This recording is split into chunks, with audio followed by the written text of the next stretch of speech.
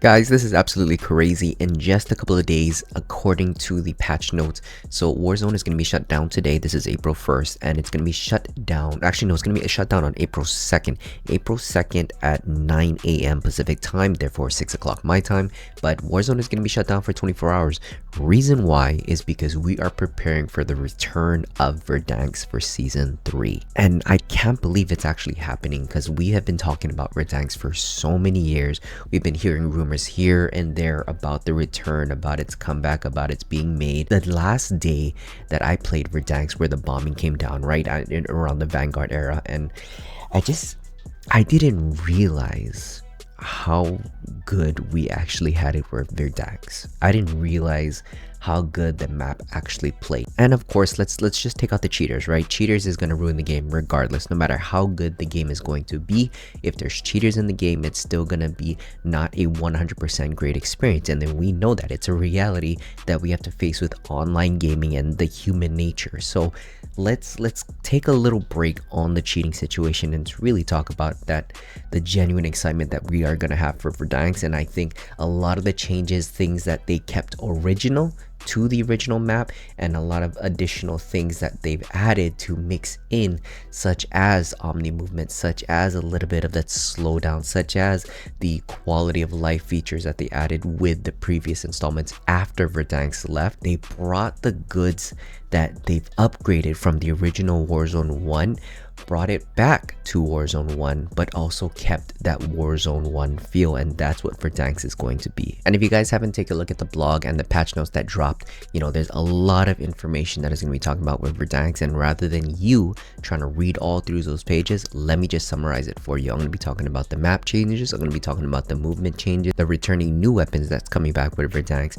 weapon update changes, cross-play upgrade changes, anti-cheat updates, and then as well as server updates that's going to be coming with Season 3. So the first part that I'm going to be talking about is just the exterior changes of Verdansk itself. Some of the things that they kept the same and they upgraded on, and some of the things that they have changed that were originally an issue with Verdansk first dropping. So the first list that I'm going to go down is going to be all the existing features that is still going to be on Verdansk, and if anything, those existing features are actually going to be upgraded for better quality of life, because some of the things that I'm going to mention here were original issues that players complained about when Verdansk first dropped. So reading down my list, we got parked non-drivable vehicles look more obvious that they can't be driven. So any vehicles that are smoldering, that are on fire, just to give a bigger indicator that it can't be driven. The Southern Combat Zone extended shoreline to incorporate swim mechanics, but no other parts of the map are swimmable, keeping the original design. So the very bottom of the map where the ocean is, there's going to be some areas of terrain,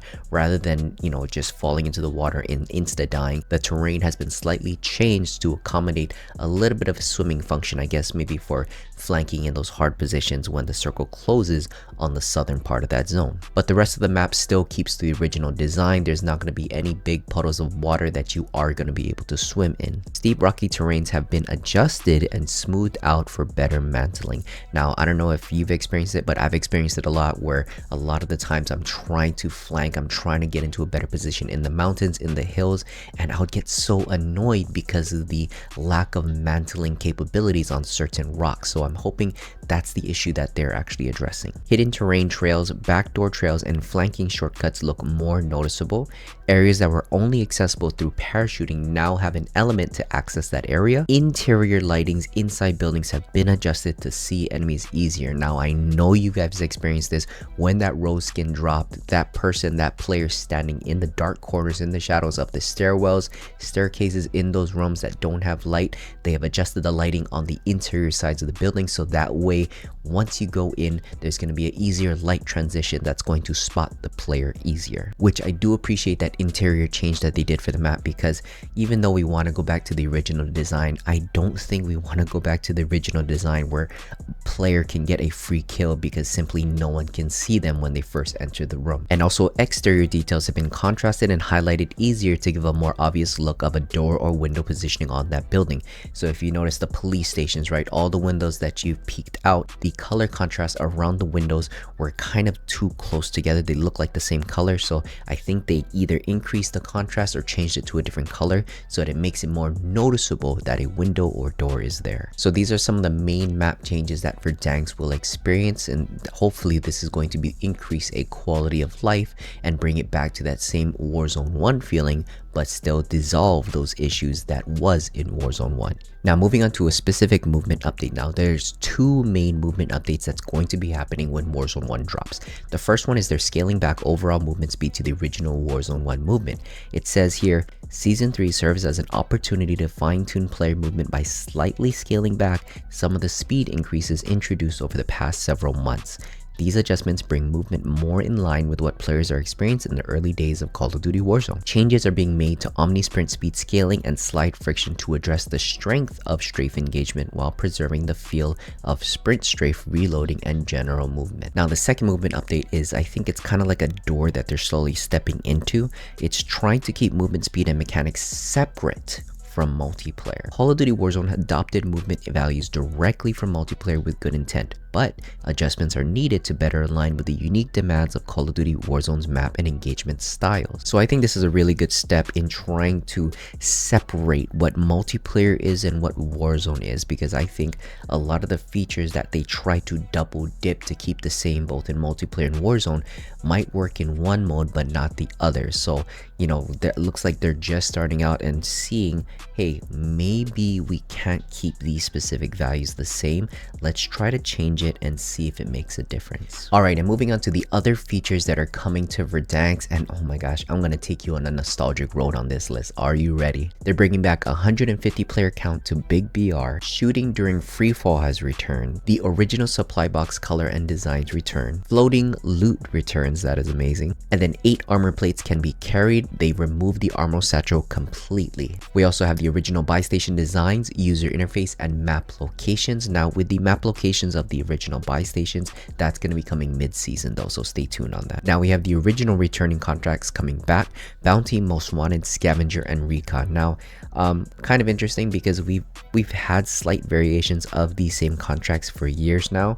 But hey, you know, if we're bringing it back to classics, I never had an issue with the classic bounties too, so I'm totally fine with that. And then we also have the original shower gulag returning. Now this is going to be awesome. I personally like the shower gulag. I had no issues with it. It was very straightforward, very small strike map, 3-lane. Whoever had the better movement, whoever had the better aim, whoever had the better reaction time was going to win that gulag. Then we also have the return of most of the original vehicles that was on Verdansk. We have the helicopter returning, Big Bertha. The SUV has been replaced with the LTV, which is a similar vehicle design anyway, so not too much of an issue there. We have the ATV, and then they have the Polaris RZ4. So on top of the main map changes and features that they're bringing back and they're adding on top of the original vehicles and all of the OG items that they are bringing back, here are the other quality of life updates that's coming with Season 3. Now at the buy stations, you have the option to just fully redeploy the entire squad if you have enough cash with one button,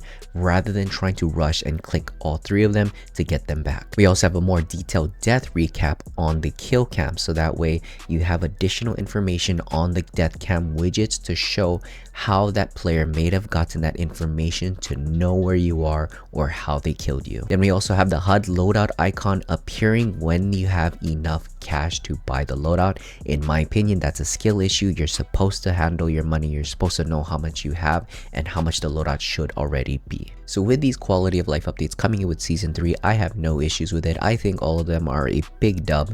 So let's hope that this continues the excitement of Season 3 moving forward. And in all the modes that are going to be dropping with Season 3, it's just going to be the ones that we had back in Verdansk. So we have regular BR. We also still have Resurgence, but only for Rebirth Island. Unfortunately, Area 99 is going to be going away. In my opinion, I think they should have just done map rotation. Bring back Ashika Island, bring back Fortune's Key, bring back Vondale, bring back something other than Rebirth Island, in my opinion. We also have Plunder returning, and then we also have Warzone ranked trios, but that's going to be coming in mid-season. But a new mode is going to be coming back along with Season 3. It's going to be called Battle Royale Casual. Now this mode is going to be having 28 real players and 120 bots. So for anybody that is just starting out, who just got Warzone, who just got Call of Duty, who's that young 8, 9, 10-year-old that's really getting into the Call of Duty space, has a chance to still get into the game. Even though they may be a beginner, they have a chance to improve their skills. And last but not least, the best part of the season 3, besides the original map dropping, besides the original items dropping, now we are also getting the return of our classic weapons, guys. We got the Kilo 141 assault rifle coming back. We got the CR56 AMAX assault rifle coming back. We have the HDR sniper coming back, and then we also have the Cali stick melee weapons coming back. Unfortunately, I wish they brought back riot shields, because I don't know who's done a turtle squad where you've done riot shields and Cali sticks. I really hope it was a Hawaii thing, because literally 90% of the Hawaii players were doing that, and that was just a super fun time to do. And the last two things that I was supposed to talk about was going to be the anti-cheat update as well as the server update. Unfortunately, there is nothing in the patch notes that really showed a genuine change or improvement on the anti-cheat. You know what, I'm not even surprised at this point. The only thing that they said is that they're going to implement something in season 3, but we cannot tell you any information yet until we collect enough data and results of what we implemented in season 3, and we're gonna show that data in mid-season updates. So again, they are moving the goalposts. Again, they are extending their time. I really hope they're just not pulling us along for the ride, because they've been pulling us along for the ride for like what, 3 or 4 years now, ever since Ricochet came down. And unfortunately, there's no other information that talks about upgrading their servers, increasing the stability of their servers, trying to increase their server tick rates, or adding new server locations for players who are not close to a server. So, you know, unfortunately, like I talked about in my previous videos, the cheating issue is still going to be around. Server instability will probably still around, and I think the only way players can truly enjoy season 3 is just to really dive into the nostalgia of Verdansk. You know, think about it this way, guys, right?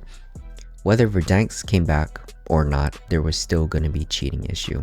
And honestly, at this point, with how long this has been happening, when people are saying that Verdansk is going to die, Warzone is going to die, I don't see any data that's actually showing Warzone closing up shop. And I agree, Call of Duty is not where it used to be. It is not in its golden era. It is not getting any new players. If anything, we are constantly dropping players every month, every year. You know, despite all the lack of changes that Call of Duty is doing, Call of Duty itself, overall design, is still an addictive game, a fun game to play that a lot of players are still enjoying. So, you know, were they saying that Call of Duty is gonna die or Warzone is gonna die? I honestly don't see that. But if anything, guys, that is going to be everything that you're going to need to know for Verdansk season 3. I'm excited personally myself, just reading all through the patch notes, flooding back into those memories of all the times playing with the boys and just getting that first dub, that first 10 bomb, that first 20 bomb,